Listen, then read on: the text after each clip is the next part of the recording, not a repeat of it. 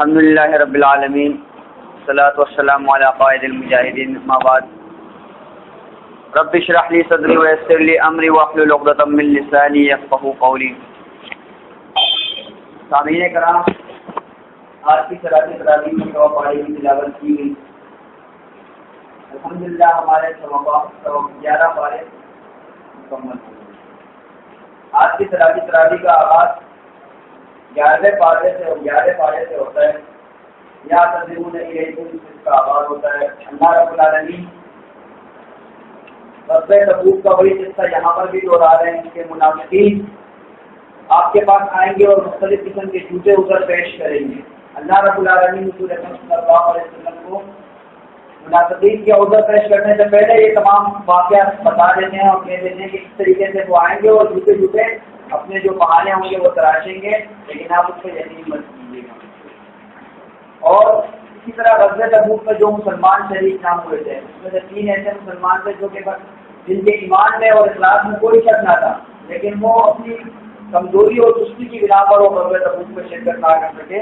تو ان مسلمانوں کا بھی تذکرہ ہے کہ ایسے بھی مسلمان ہیں کہ جو جھوٹ کا سہارا نہیں لیتے اور جو بہانے اور عذر تلاش نہیں کرتے بلکہ سیدھی بات کرتے ہیں. اگلے رکوع میں اللہ رب العالمین مسجد ضرار کا تذکرہ کرتے ہیں کہ منافقین نے جو مسجد بنائی تھی مسلمانوں کے درمیان اختلاف ڈالنے کی اور ان کے درمیان آپس میں اختلاف بڑھانے کے لیے منافقین نے ایک مسجد بنائی تھی جس کا نام مسجد ضرار تھا.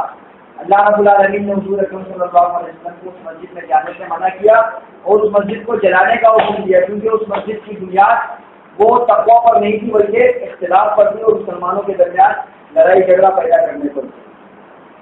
اس طرح اگلے رکوع میں اللہ رب العالمین مومنین کی 9 صفات کا ذکر کرتے ہیں کہ مومنین جو کہ خاشعین اللہ رب العالمین سے ڈرتے ہیں، جو کہ سجدہ کرتے ہیں، جو رکوع کرتے ہیں اور جو ہر معاملے میں اللہ رب العالمین کے احکامات کی پابندی کرتے ہیں، مومنین کی صفات کا تذکرہ کیا گیا. اس طرح غزوہ تبوک میں جو 3 مسلمان شریک نہ ہوئے تھے، حضرت کعب بن مالک رضی اللہ عنہ، حضرت ہلال بن امیہ رضی اللہ عنہ اور حضرت مرارہ بن ربیع، ان کا تذکرہ ہے کہ جب حضور اکرم صلی اللہ علیہ وسلم ان تینوں صحابہ کرام سے پوچھتے ہیں کہ آپ کیوں غزوہ تبوک میں شرکت نہ کر سکے، تو انہوں نے جھوٹ کا سہارا نہیں لیا اور انہوں نے سیدھی بات کہی کہ اللہ کے رسول ہمیں اپنی سستی میں اور ہمیں اپنی کمزوری میں اس بات پر مجبور کیا اور یہ ہماری غلطی تھی، اس میں ہمارے پاس کوئی عذر نہیں ہے.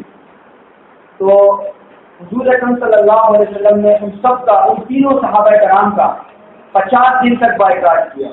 تمام مسلمانوں کو حکم دیا کہ 50 ان سے کوئی بات ہی نہ کرے جن کی جو اس وقت کوئی تعداد مقرر ہی نہیں کی گئی. اور ان تینوں صحابہ سے کہا گیا کہ اللہ رب العالمین جب تک آپ کے بارے میں کوئی فیصلہ نہ کریں تب تک آپ کسی بھی مسلمان کے ساتھ نہ کوئی بے اور فروخت کر سکتے ہیں اور نہ آپ کسی سے بات کر سکتے ہیں. 50 دن تک یہ سلسلہ جاری رہا اور 10 دن کے بعد ان کے گھر والوں کو بھی حکم دیا گیا کہ ان سے الگ تھلگ رہو، ان سے بات کرنے سے منع کیا گیا. اللہ رب العالمین کی طرف سے ان کو بالکل اکیلا کیا گیا. اور حضرت کعب بن مالک رضی اللہ عنہ کی یہ حدیث صحیح بخاری میں بہت لمبی حدیث مشہور ہے. حضرت کعب بن مالک رضی اللہ عنہ فرماتے ہیں کہ یہ 50 دن یہ ہم پہ بہت گراں گزرے تھے کہ ہم کسی کو سلام کرتے تھے تو کوئی مسلمان ہمارے سلام کا جواب نہیں دیتا تھا کیونکہ حضور اکرم صلی اللہ علیہ وسلم نے منع کیا. ہم مسجد میں جا کے نماز صحیح طریقے سے نہیں پڑھ سکتے تھے. بہت مشکل دن تھے وہ 50 دن ان پر. اس کے بعد وہ ان کے صبر اور ان کے توبے کو دیکھ کر اللہ رب العالمین نے ان کے توبے کو قبول کیا اور ان کے توبے کا ذکر اللہ رب العالمین نے اس صورت میں کیا اور وہی نازل کی کہ اللہ رب العالمین نے ان کی توبے کو قبول کیا اور حضور اکرم صلی اللہ علیہ وسلم نے اس پر یہ بشارت کی. حضور اکرم صلی اللہ علیہ وسلم حضرت کعب بن مالک سے فرماتے ہیں کہ اے کعب، جس دن سے تمہیں تمہاری ماں نے جنا ہے اس دن سے لے کر آج کے دن تک جو آج کا دن جتنا خوش نصیب ہے تمہارے لیے اتنا کوئی دن تم پر نہیں ہوگا کہ اللہ رب العالمین نے قرآن مجید میں تمہارے توبے کا ذکر کیا ہے اور تمہارے بارے میں آیات نازل فرمائی ہے. اگلے رکوع میں اللہ رب العالمین جہاد کا تذکرہ کرتے ہیں اور جہاد کے ساتھ ساتھ علم دین کا بھی تذکرہ کرتے ہیں کہ جہاد سے صرف ان لوگوں کو استثناء ہے کہ جو لوگ دین کا علم حاصل کرتے ہیں. اللہ رب العالمین فرماتے ہیں کہ ایسا نہیں ہے کہ اگر جہاد پہ جانا ہو تو پوری بستی مسلمانوں کی جہاد کی طرف جائے. نہیں، کچھ لوگ ایسے بھی ہوں جو حضور اکرم صلی اللہ علیہ وسلم کے پاس رہ کر دین کے فہم کو سیکھیں، دین کی تعلیم سیکھیں اور اس کے بعد بھی دین کی تعلیم کی بہت زیادہ فضیلت سنائی گئی ہے. حضور اکرم صلی اللہ علیہ وسلم فرماتے ہیں من يرد الله به خيرا يفقهه في الدين. اللہ رب العالمین جس شخص سے بھلائی کا ارادہ کرنا چاہے، جس شخص سے نیکی کا ارادہ کرنا چاہے، اسے دین کی سمجھ عطا کر دے. اور ایک اور مقام پہ حضور اکرم صلی اللہ علیہ وسلم فرماتے ہیں فقیہ واحد اشد علی الشیطان من الف عابد، کہ ایک عالم باعمل شیطان پر 1000 عبادت گزاروں سے زیادہ بھاری ہوتا ہے. کہ شیطان اس ایک عالم کو اسلانے میں سے جتنا وہ 1000 عبادت گزاروں کو اسلانے میں اس کا مشکل نہیں ہوتی، جتنا اس ایک عالم کو اسلانے میں اس کی مشکل ہوتی ہے.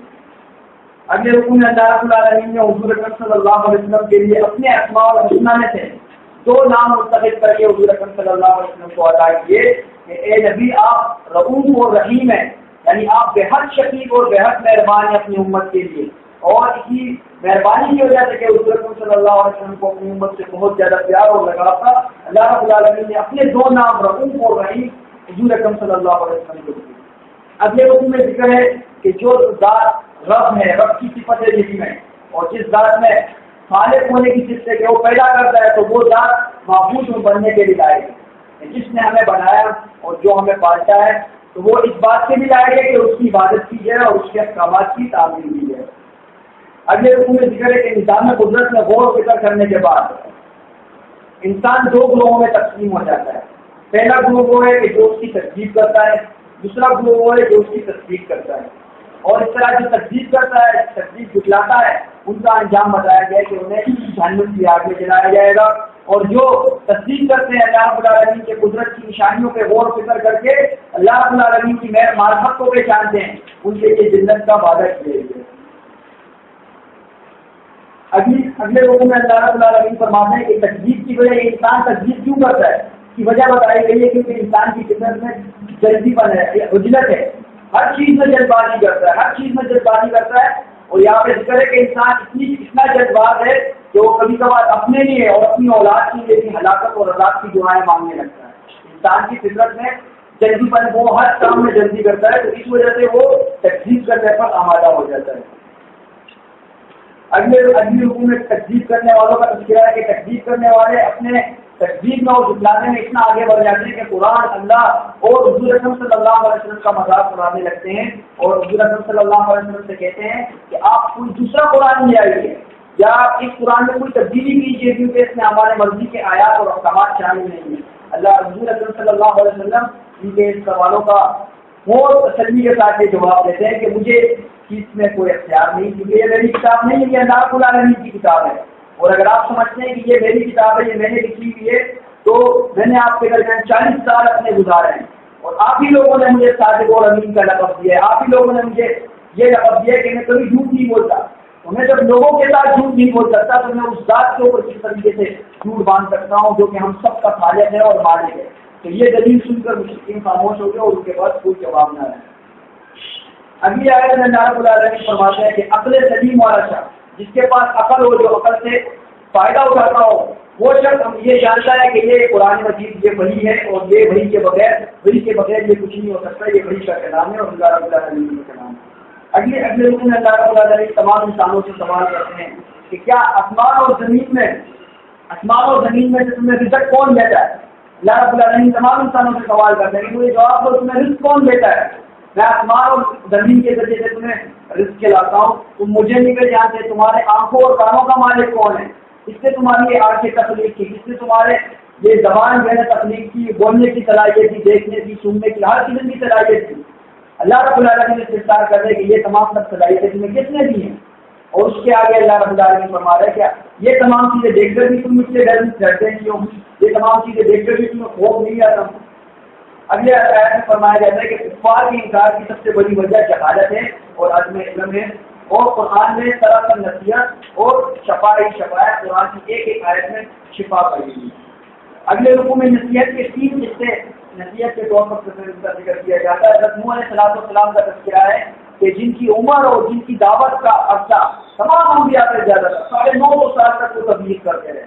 لیکن اس کے بعد بھی حضرت نوح علیہ السلام پر ایمان لانے والے گنتی کے چند لوگ تھے. گنتی کے چند لوگ ایمان لے 950 سال مسلسل تبلیغ کرتے رہے.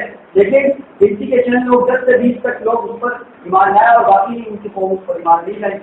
اور اس طرح دوسرا قصہ حضرت موسیٰ علیہ السلام اور حضرت ہارون علیہ السلام کا ہے کہ انہوں نے اس وقت کے خدائی کے دعوے دار فرعون سے جو ہے نا ٹکرائے تھے اور ان کو جہنم رسید کروایا تھا، اور اللہ رب العالمین نے انہیں پانی میں ڈبو کر دریائے نیل میں ہمیشہ رہنے کے لیے غرق کر دیا۔ اگلا قصہ حضرت یونس علیہ السلام کا ہے۔ اس طرح حضرت یونس علیہ السلام نے بڑی سی جلد بازی کی کہ اللہ رب العالمین کے عذاب کے آثار کو دیکھ کر وہ اپنے قوم کو چھوڑ کر چلے گئے، اور جس کشتی میں سوار ہوئے ان کشتی والوں نے انہیں سمندر میں پھینک دیا، اور اللہ رب العالمین نے مچھلی کو حکم دیا اور مچھلی نے حضرت یونس علیہ السلام کو نگل لیا، اور 40 دن تک حضرت یونس علیہ السلام مچھلی کے پیٹ میں اللہ رب العالمین کے حکم سے زندہ و سلامت تھے، اور اس کے بعد مچھلی نے حضرت یونس علیہ السلام کو ساحل پر اتار دیا۔ یہ تمام قصے ذکر کرنے کے بعد اللہ رب العالمین فرماتے ہیں کہ اس تمام قصوں کا مقصد مشرکین کو تنبیہ کرنا ہے، اور میرے ان گناہگار بندوں کو تنبیہ کرنا ہے کہ میرے عذاب کا انحصار صرف قیامت کے اوپر نہیں ہے، میں قیامت سے پہلے بھی عذاب بھیجتا ہوں، میں وقتاً فوقتاً کسی نہ کسی صورت میں لوگوں کو آزمانے کے لیے اور ان کی رائے راست پہ لانے کے لیے مختلف قسم کے عذاب بھیجتا ہوں، اور ایسے عذاب میں بھیج سکتا ہوں۔ اگلے رکوع میں پھر توحید کے دلائل دیے گئے ہیں۔ اللہ رب العالمین سے دعا ہے کہ جو تراویح ہیں فرمائے، جو کچھ خلاصہ تراویح بیان کیا ہے